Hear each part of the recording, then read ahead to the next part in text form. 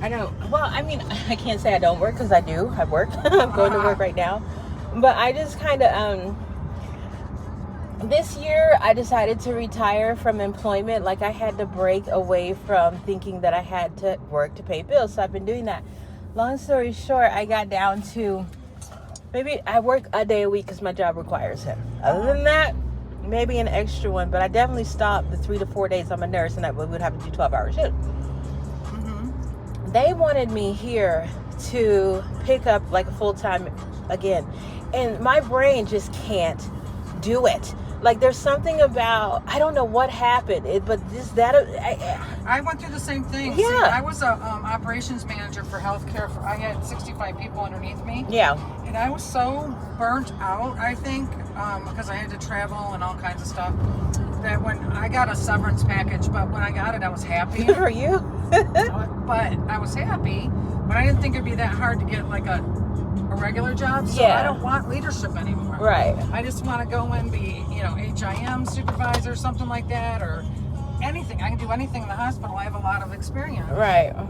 And I've had a hard time getting a job because they say I'm overqualified for everything.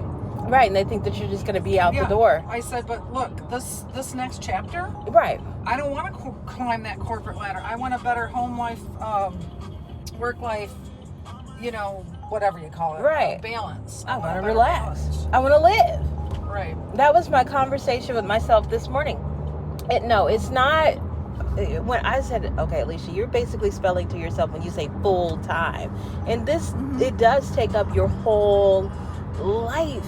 And I couldn't, what you were saying earlier, overqualified, that's self-worth and self-value. That's what I realized. I'm very valuable for this space. It's like taking a giant gold nugget and then going into the pawn shop and being like, what can you give me for this? Right. I'm not trying to do that. So let me get in alignment with what I'm actually in value for. Because if this is if you're reading a book and it's like a horror story, the next page you expect that horror story to continue, not those people to be going to a picnic. So I have to really tell myself, am I telling myself a story that I need this and I have to have it? I can't do that anymore. Let me switch to something else. So part-time it is. And I'm just going to allow God. He's been, doing all this entire time. Just continue to allow him to propel me forward. But I'm no longer telling myself that I need full-time, and my brain just can't wrap itself around that. So it's in God's hands for me too. Yeah. I never realized that I needed such a break, but right? He must have. I love doing this. It just doesn't pay the bills. But like I was explaining, I got an application at 3 different jobs at Mayo, and I told the one lady, I said, look, I'm very capable of doing so many things. I got a lot of knowledge, but I don't want that the next 10 years of my life. I miss my family. I was working 24/7 on the weekends, traveling. I don't want to travel anymore. I just want to be part of a good team and make a difference. Yeah. And I've been having a hard time, so I'm just being patient with when the time comes, I guess. Hopefully I'll get something else, but not because I don't want to keep putting the miles on my car. You will. It's just about an opportunity. One that you might not see yet coming from a person through a basic conversation. It always comes in a way that you're not, because we're universally, it's like we're being called to let go of the actual idea of control, because you don't really have that. You want to step into your power, i.e. your authority, which is the ability to say yes. So don't put yourself in those positions to where somebody else would have the ability to tell you no. So where can you go in life where it's a yes for you? Like what type of groups? Church, different familial structures. There's some individualized thing that you're supposed to be building. For me, I've always known that I needed to go back to Dubai. I knew that, but I gave myself every excuse in the world. Finally, 3 days ago, I bought this is how I got to this house. I went ahead and I bought the ticket to go over there. I said, forget it. And it's a one way, just like God told me to do. And I didn't have the money for this or any of that. How's this going to happen? I wasn't planning on working at all this week, but then they called me for this case. This lady is Muslim, the only Muslim woman I've ever worked for in all these years in nursing.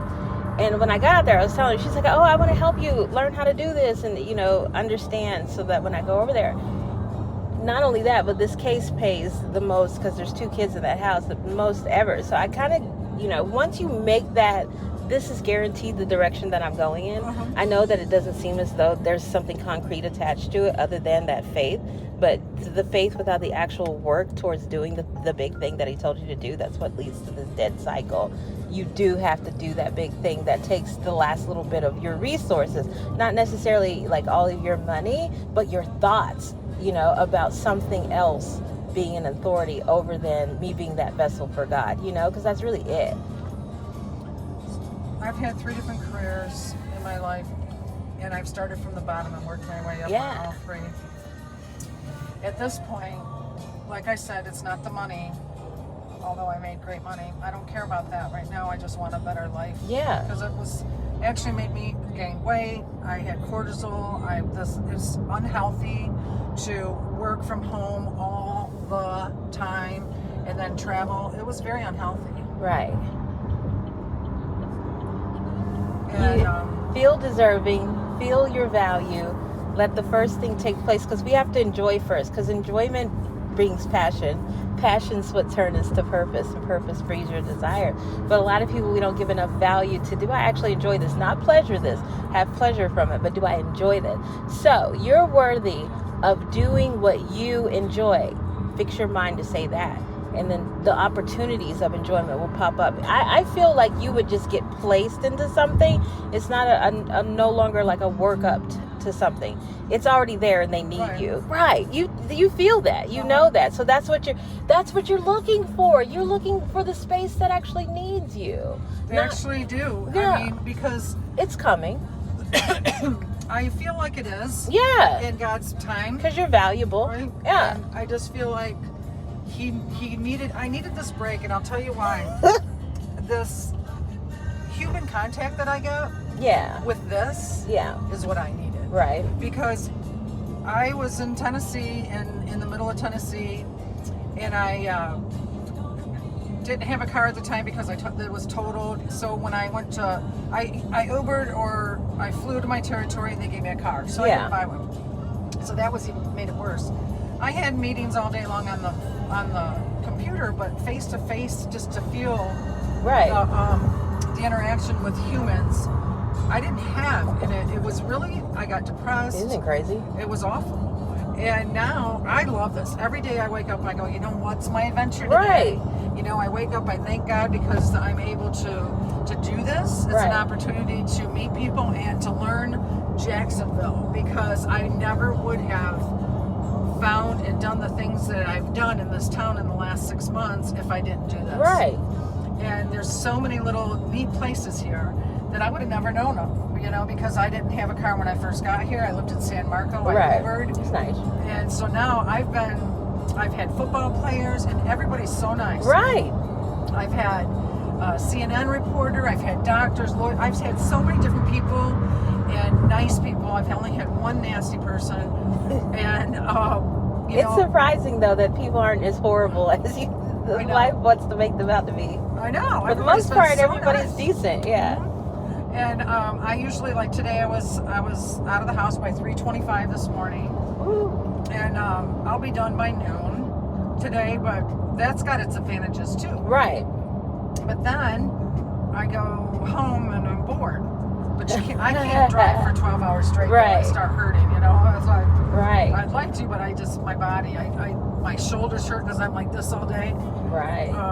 And it's dangerous, you know. This traffic is really bad, so I like to get out of here earlier. But I'm thankful for having this. If I didn't have this, I don't know what I would do. Right. I have no idea. And like I said, I was a senior operations manager, so I had a lot of responsibility, and I don't miss it at all. I don't blame you. That's what it was when I left the hospital. Like I said, I've had a lot of little I can't go back. I've been where you are with the boredom, though, and I can tell you that it's letting go of thinking productivity is who I am. That part of productivity being a part of your identity, and really just embracing what actual rest is, the magnitude of the unburdening of it. You know what? You're so right. My girlfriend came up, and I haven't seen her in so long. And spent 3 days with me. I didn't work those 4 days that she was here. I felt like I was on vacation. Right. We went to the beach. It's we called chilled. life. Yeah, that's life. Oh my gosh. Yeah, We it's chilled, we went to actual the life. pool, we went to dinner, we had drinks, just had a great, it did me more good than her. I told she needed me. She's retiring, she's kind of lost, and she says, I need you, Susie. I says, well, come on. But I needed her. Right. I said, God did this. Now you understand the whole, you're going where you're needed. See the bigger picture. Needed things are taking place. So hold on to the idea that I'm needed, and the next spaces that you're in, you'll start to see more of you actually being a part of this thing, not just applying. I'm needed, and I am showing up in spaces where I need to be, but those people need me too. Yeah, you're right. Yeah, it's just about seeing it when it's happening so that you can actually tell yourself that true story. Because like I said, there's the reality as a whole, all the things that we see, even what those people in the car are thinking, and then there's the reality that we see, our narrowness, and broaden it up. What is life? What is God saying to me right now? I'm needed. This is needed. I'm experiencing relief. I really think I am. You are. My son, he traveled all over with he's a safety supervisor, and he travels to different projects. Yeah. He goes, Mom, I'm going to see if I can get a long-term something over there by you. And he did. And he's on a project, so him and I are roommates. So he's helping me out financially. But it's also good to be able to be a roommate with your 40-year-old son. Right. I need that. This is the perfect setup for where I'm at in my life. This is the greatest launching pad that I could ask for. And just be great, the gratitude for it. Again, all of that shifts because your capacity is expanding. You're meeting different people. You're exploring. Everything is getting larger for you. I'll tell you, yeah, I know that I needed this. I really did need this. To switch over to Uber? Well, just the whole move here and being around people and not working for that company.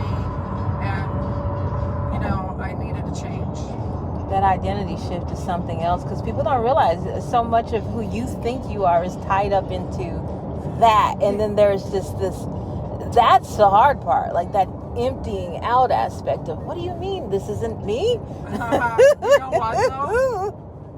I could be, oh my gosh, I'm 60 years old and I'm driving an Uber. Right. Oh, poor me. Right. Now, I like it. Yes. And I embrace it, because what's my adventure today? Right. Where am I going? Some mornings the sun comes up and I'm in Ponte Vedra on the water. Right. How beautiful. Amen to that. How free. beautiful. I'm free. And I can now do something with that freedom. God's got plans for me. Big ones. And I'm trying to be patient. Yeah. You're doing the waiting though. It's not necessarily patience. You're not pushing it. You couldn't. You know what I mean? So you're patient by default. You're waiting with intention though. Once you switch over to that I'm valuable, you'll be waiting with the actual intention of showing up where you're needed and knowing that. And they will welcome you with open arms. It'll be like that friend experience, because that's what you want. That's what you're going to get. So you got a glimpse of that. Remember, we plant seeds first. We have to see those seeds being planted, and don't dig it up with the doubt and the jobs that I don't even like every 2 seconds. No, I'm seeing that the seed of I'm needed and being embraced and welcomed is what I want. I'm attracting that. I'm going to get more of that. That's my story. That's what's on the next page. When are you going to Dubai? July the 25th. Yay. Just a one-way ticket? One way. That's all. Are you going to be nursing there? No, I have no idea what I'm going to be doing there. It's just going. Yeah, third time's the charm. The first time that I went there, I was like, I've been all over the world, and this was the only place that I just knew I was supposed to be here. Okay. And I went back, and I wanted to stay the second time, but I got cold feet, so I ended up coming back over here. But this time, it's just, you know what? I'm just gonna go. When I got here, all the places I've been since my kids are grown, I grew up in Michigan.